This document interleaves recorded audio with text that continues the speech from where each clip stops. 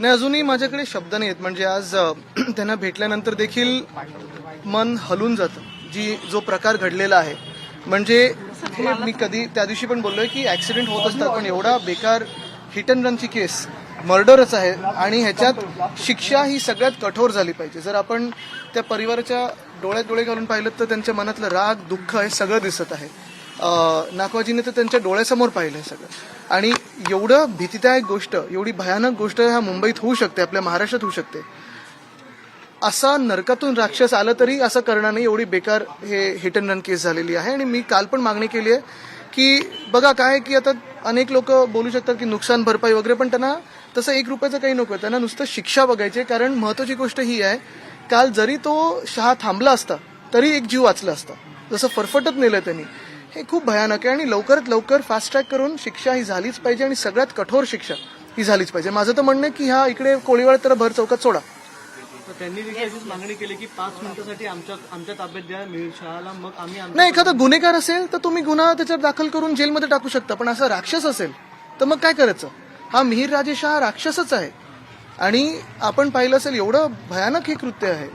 आम्ही तर आत्ता पण मी आता हे दुसऱ्यांदा म्हणजे FIR ते फाईल करत होतो तेव्हा पण ऐकलं आणि आता पण मनाला धक्का बसतो. म्हणजे जवळपास 48 तासानंतर त्याला 60 तास ह्याच्यात त्याचं जे अल्कोहोल आहे म्हणजे मध्ये जर प्राचीन केलं असेल तर ते निघालं असेल तर कदाचित पोलिसांना त्याविषयी एक्झॅक्टली हाच विषय आहे. आपण पाहिलं असेल CCTV फुटेज पूर्ण आहे, इंटेलिजन्स नेटवर्क पूर्ण आहे, मग 60 तास का लपायला दिलं. मी पोलिसांकडे बोट दाखवणार नाही कारण ते तर तपास करत होते, पण गृह जे खातं आहे, जे गृहमंत्री आहेत त्यांनी याच्यावर अजून कुठे काही बोललेत का.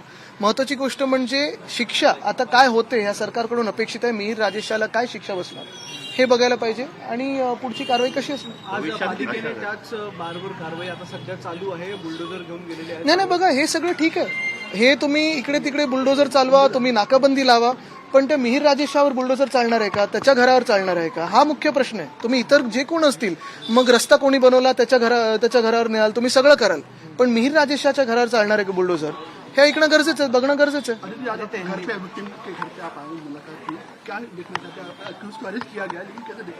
बिल्कुल, मैं और असलम शेख जी दोनों यहाँ आए हैं. उस दिन भी हम FIR में वहाँ जब वो दाखिल कर रहे थे और हम यही मांग कर रहे हैं कि इनको न्याय मिले.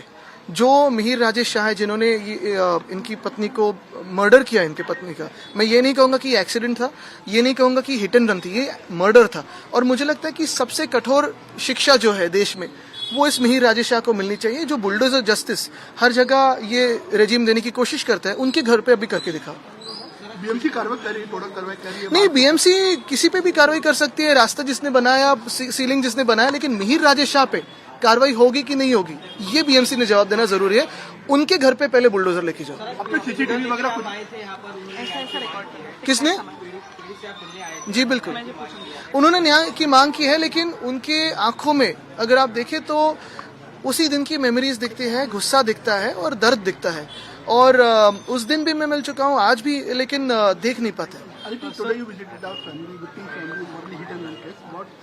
I believe I have said this yesterday also in the assembly. This is not just a hit and run. This is not just an accident. This is a murder. Taking any victim, dragging her in the car for almost 2 kilometers and then reversing the car and dashing her again is an absolute outright murder. And I believe the strongest punishment in this country should be meted out to him. Sorry? See, the action can happen on anyone, but instead of anyone, I would like to see the bulldozer justice coming onto Miheer Rajesh Shah's house. So Times Now is continuously reporting on this case, hit and run case, which has turned out to be very fatal for this entire family. Now Miheer Shah, who is the son of Rajesh Shah, a Shinde Sena leader, that particular person was hiding in Thane. What is your take on it? Thane is a stronghold of CM Eknath Shinde. You know, on day one, we kept our political decency.